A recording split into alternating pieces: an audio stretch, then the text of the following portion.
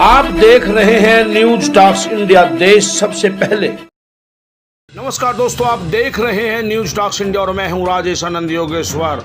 आज हम बात करते हैं हमारे खास प्रोग्राम चुनावी सुनामी को लेकर। जी हां, बिहार में चल रहे हैं इस वक्त विधानसभा के चुनाव और बिहार में हैं हमारे political news editor R.K. Patel ji की यह खास रिपोर्ट। आप देखिए हमारे प्रोग्राम चुनावी सुनामी को लेकर के।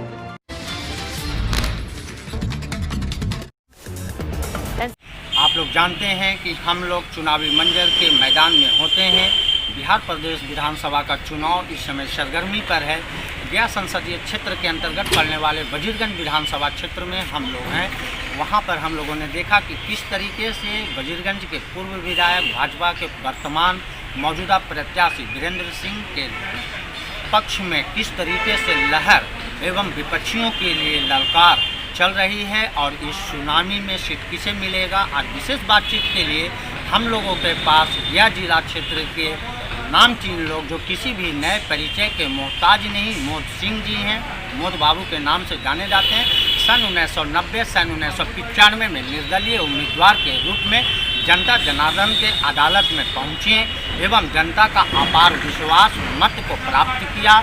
उसके बाद से लगातार आज तक जनसेवा, समाज सेवा में मोद सिंह व्यस्त रहे हैं। आइए जानना चाहते हैं इस बार इनके साथ वीरेंद्र सिंह की स्थिति मौजूदा क्या है। सर नमस्कार, आपका बहुत स्वागत है कार्यक्रम चुनावी सुनामी जी। मोद सिंह जी, हम लोग जानना चाहते हैं कि आपकी अपनी जो राजनीति शुरू हुई 1990, तब इतना मीडिया भी शायद इलेक्ट्रॉनिक नहीं था, सिर्फ प्रिंट होता। हम लोग उस कार्यकाल के एक दो चीज़ आपसे जानना चाहते हैं। देखिए, पहला कि जिस समय हम इलेक्शन लड़े कैसे आना चालू किया, तो इसमें हमरा तो पहली बार हम बोल रहे हैं, कुछ गलत भी हो सकता है। तो अभी जो हम वीरेंद्र बाबू को जो मदद कर रहे हैं, इनसे बहुत सा उम्मीद हम लगाए हुए। इसे मेन है कि पब्लिक का काम। हम इलेक्शन लड़े तो हम बहुत चाहते तो किसी भी नेता के साथ सट करके हम बहुत पैसा करते, लेकिन हम जो भी आज किए हुए हैं अपना मेहनत से, हम 4 बजे से उठते थे और 10 बजे रात तक हम जितना हुआ ये की। पहला मुफस्सिल दौलतश्री मुफस्सिल मोड़ पर जो देख रहे हैं, ये टर्निंग देवी स्थान के इस तरफ एक टर्निंग था, तो वो दिन वीरेंद्र बाबू का है।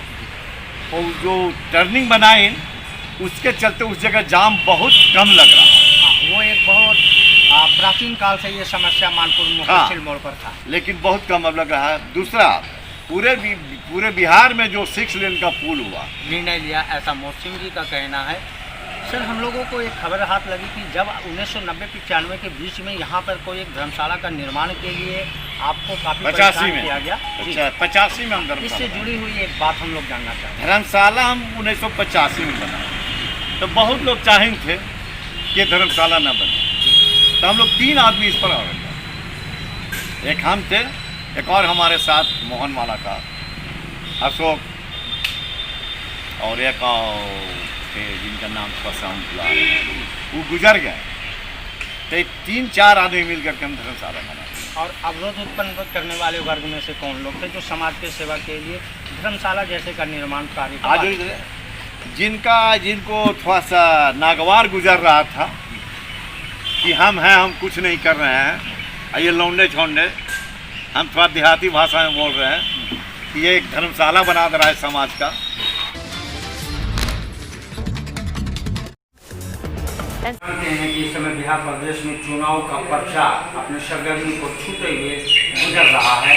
लेकिन प्रथम चरण के चुनाव के क्षेत्रों में पड़ने वाले गया संसदीय क्षेत्र के अंतर्गत पड़ने वाले क्रम संख्या 234 वजीरगंज विधानसभा क्षेत्र में है, जहां पे आज हम लोगों ने सत्तारूढ़ या विपक्ष के पार्टी को छोड़ के एक निर्दलीय उम्मीदवार के पास हम लोग आए हैं, जिनसे हम लोग बातचीत करेंगे। आखिर इनकी अच्छी खासी लोकप्रियता एवं लोगों के बीच में जो जनाधार दिखा जा रहा है, जिसकी काफ़ी वजह मिला है, हम लोग इन बातों के ऊपर चर्चा करेंगे। एवं आने वाले टाइम में क्या वजीरगंज के लोग विधानसभा में विधायक के रूप में अपने निर्दलीय प्रत्याशी शीतल यादव जी को चुनते हैं। इनका अपना एक राजनीतिक लाभ रहा है, समाज सेवक के रूप में इनका नाम का उभार भी रहा है, या संसदीय क्षेत्र में रहा है। यादव जी के भाई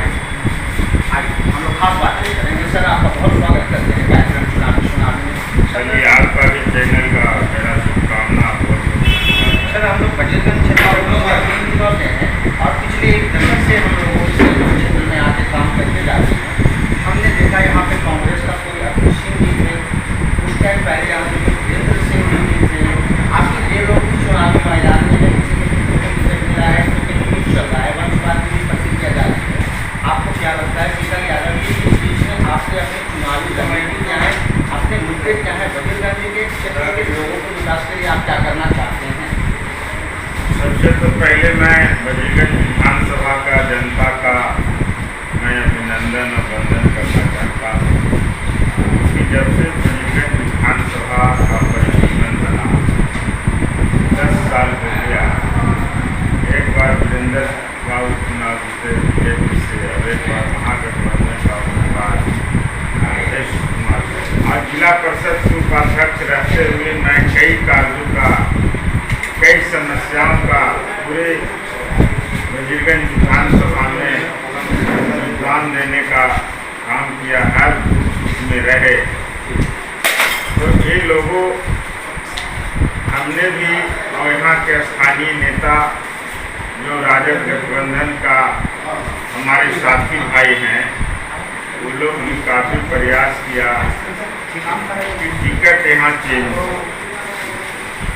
लेकिन भाई आला कमान का आदेश हुआ कि टिकट तो गठबंधन है, गठबंधन में इस टिकट का सोनिया गांधी, माननीय सोनिया गांधी को तय करता और इसी पर दोनों का उम्मीदवारी तय हो गया कि अब यहाँ किसी बैकवर्ड का बेटा का अब टिकट नहीं मिलेगा। आपने सुना यहाँ पे राजनीतिक विश्लेषण के आधार पर किस तरीके से पार्टी के पास जो महागठबंधन का सीट था वो कांग्रेस पार्टी के खाते में जाती है, जनता की राजकुमारी होती है और जनता के आश्वासन, विश्वास एवं आधार को प्राप्त करके शीतल यादव निर्दलीय उम्मीदवार के प्रत्याशी बने हुए हैं। हम लोग जानना चाहते हैं कि विधानसभा क्षेत्र में आपको मौका मिलता है सांसद विधायक के रूप में कार्य करने, आप सब प्रश्न 3 से 4 कौन से कार्य करेंगे जिससे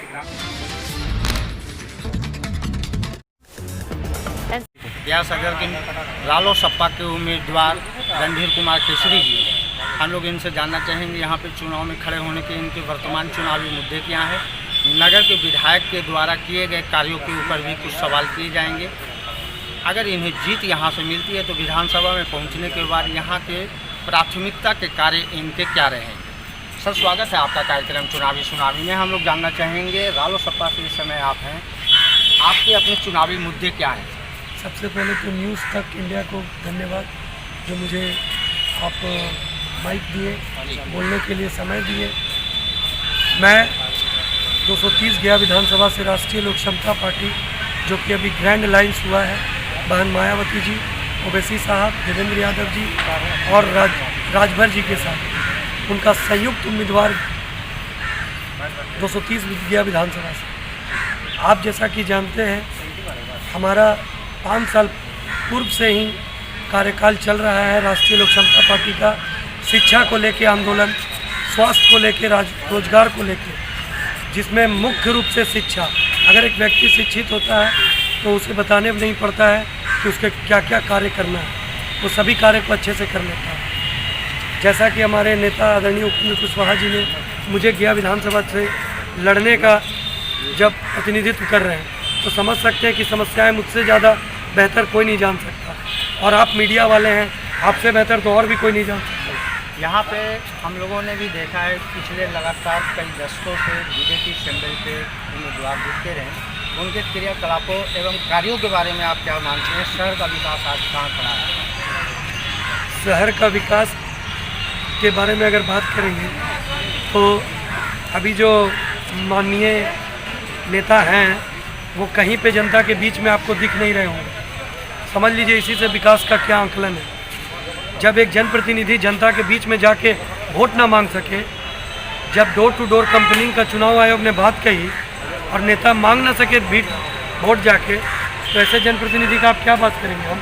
सर, आप अपने सदस्य इस समय लमसम 25 से 27 के उम्मीदवार हैं, इनके बीच में केसरी जी विधायक बनने जा रहे हैं, इस बात को लेके जनता का आश्वासन आपको कैसा प्राप्त हुआ? लोकतंत्र में कि जनता हमें समर्थन दे। आप हमारे माध्यम से आने वाले दिनांक प्रथम चरण के मतदान के डेट के लिए आप अपने क्षेत्र के मतदाताओं से क्या अपील करना चाहेंगे? मैं अपनी तमाम मतदाताओं से यही अपील करूंगा कि अपने मत का प्रयोग हमेशा अपना प्रतिनिधि देख के करें, जो आपके व्यक्तिगत जीवन में आपसे रूबरू हो सके, जिसका अपना स्थायी ऑफिस हो, एक डीएम साहब की तरह ऑफिस जिस तरीके से होता है उसका स्थायी ऑफिस हो, ऐसा नगर विधायक होना चाहिए। क्षेत्र के चहुमुखी एवं सर्वांगीण विकास के लिए गया शहर के मतदाताओं से रणधीर कुमार केसरी जी ने रालोसपा के क्रम संख्या 3 पर पंखा छाप पे बटन दबाकर भारी बहुमत देने का अपील किया है। धन्यवाद।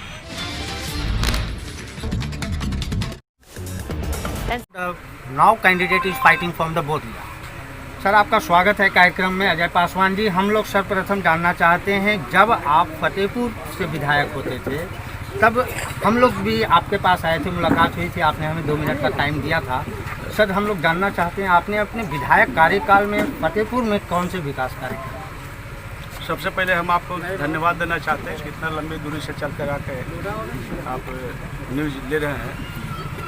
जहाँ हम अभी बैठे हैं, जब हम फतेहपुर से विधायक थे तभी यह स्थान फतेहपुर का ही पार्ट था। खरियातपुर बाजार है टनकुपा प्रखंड का। और जब बोधगया विधानसभा परिसीमन के बाद बना तब भी ये बोधगया विधानसभा में जो पूरा फतेहपुर का पार्ट है, यहाँ बैठे हैं। जहाँ तक विकास की सवाल है, जब हम सबसे पहले विधायक बने थे, वर्तमान अभी है जो उसके बाद आए, उस पुलिया पर एक चीज़ हमसे मिस हुई थी या इंजीनियर की गलती था। पुलिया के बगल में क्या बनता है? रेलिंग। 10 साल में कोई जनप्रतिनिधि रेलिंग भी लगाने का काम नहीं किए। जो पुल हम बना करके गए हैं उसी आज भी वही पुल सिर्फ है।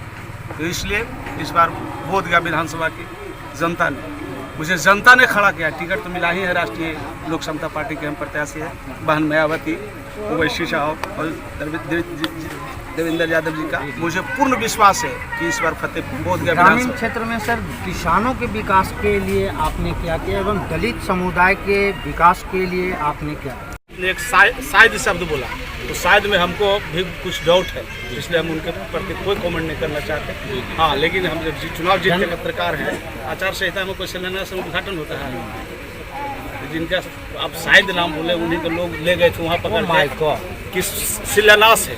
भाई इतना भी पब्लिक तो नहीं जागृत है। यह है कि आचार संहिता में शिलान्यास होता है, उद्घाटन होता है। इन्हीं जनता को आप मतलब समर्थन देंगे। एक छोटा सा और बात है कि जो वहाँ के विधायक से जो लोग असंतुष्ट हैं, कुछ लोगों का ऐसा कहना है कि आप लोग एक बार आते हैं, विधायक बन के चले जाते हैं, 5 वर्ष में फिर लोग के पास नहीं आते। आपकी बात नहीं कर रहा हूँ। और वो लोग भी अगर आप लोगों तक जाते हैं तो वहाँ बहुत सारे लोग होते हैं। तो आपके पास क्या जनता दरबार लगी रहेगी? क्या जनता आपके यहाँ कभी भी आ सकती है? किनके प्रति क्या है जनता, ये हमने बताना चाहते हैं। जी सर। लेकिन हम विधायक थे तब भी जनता का प्रेम स्नेह हमसे लगा था। हमारे यहाँ तब भी दरबार लगता था, भीड़ लगती थी। और नहीं विधायक है तब भी लगा, और विधायक बनेंगे तब भी उसी ढंग से लगते रहेगा। ये हम ताली बजाइए। फतेहपुर गया बिहार, फिर लौटेंगे नए आवाज के साथ, नए चेहरे के साथ, नए जगह पर। धन्यवाद।